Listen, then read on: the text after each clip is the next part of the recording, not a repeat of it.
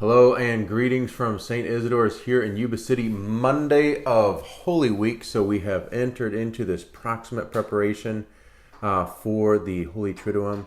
So as we dig into Hebrews to catch a deeper glimpse, to discover what God is doing in our lives in this time, we continue to make our way forward.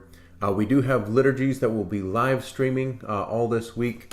Do check out, or I should say, upload onto your device the My Parish app. If you have the My Parish app on your phone or other electronic telecommunications system, the My Parish app will give you the updates of when the liturgies are, and it also gives you the daily readings so that you can follow along with those in your prayer as well. Yesterday we had the extraordinary gospel of Jesus' passion from Matthew. And of course, we see that we are called to take up our cross, to walk with Jesus in these holiest of days.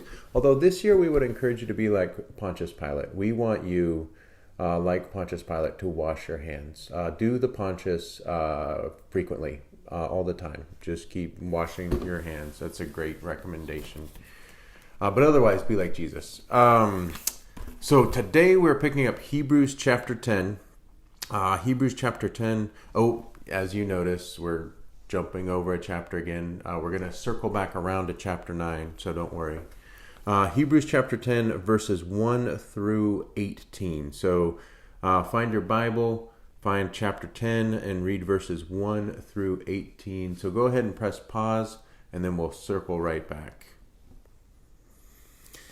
So here in chapter 10, we find a theme that we were describing before, that Jesus is bringing about fulfillment where there once was shadow. What there was a copy. Right at the first verse there. The law has only a shadow of the good things to come. It's a preparation. It's getting ready. And Jesus is bringing the fulfillment. But then, a few verses down, after having described what that shadow was, in verses 5 through 7, he gives this beautiful quote from Psalm 40. Psalm 40, verses 7 through 9. Worth going back to take a look at the entire psalm, if you like, so you can read it in context. But notice what happens. There's the sacrifice, the offering, which is what the priest does. Priesthood is about sacrifice. The reason why you have a priest is he's the person who offers the sacrifices. But now, the sacrifice and offering you did not desire, listen what happens. Holocaust you took no delight in. Then I said, as is written of me in the scroll, behold, I come to do your will, O God. This is a stunning and essential transition for us to enter into what Jesus is doing. This transition from the lamb that sacrificed, the ox that sacrificed, and instead fulfilling the will of the Father, doing the Father's will. And of course, this is what Jesus repeats over and over again. I have come to do the will of my Father. Or like he teaches us to pray in the Lord's Prayer, thy kingdom come, thy will be done.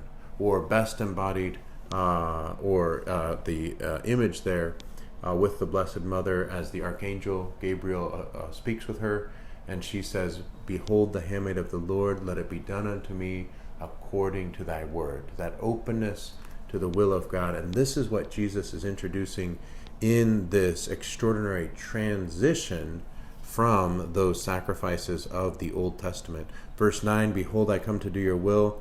He takes away the first, the earlier sacrifice, to establish the second. Notice what happens here in 10. By this will, we have been consecrated. You and I are made holy. By this will, we have been consecrated through the offering of the body of Jesus Christ once for all. So powerful, and also showing that unity between the physical, what we could say, bloody sacrifice of Jesus with this fulfilling of the will of the Father. So as we are united with this cross, we're sharing in the Father's will. But then, here in verse 12, the author returns to one of his favorite themes. Jesus takes his seat forever at the right hand of God. If you remember way back in chapter 1, that was a theme. We saw it a day or two ago in chapter 8. He takes his seat at the right hand of God. This glory that we are destined for. Now he waits until his enemies are made his footstool. But I want to draw attention to 14. By one offering, he has made perfect forever. So this means in great shape, good to go. By one offering, he has made perfect forever those who are being consecrated. Notice the shift in the verb, the tense here. Made perfect, it's already taken care of, squared away. But then being consecrated, you and I are in this journey of sanctification. We're in this journey of learning to live and follow the will of our Father. So just this extraordinary invitation to enter into this path of holiness, this entering into the will of our Father who loves us to perfection. All right, we'll see you next time.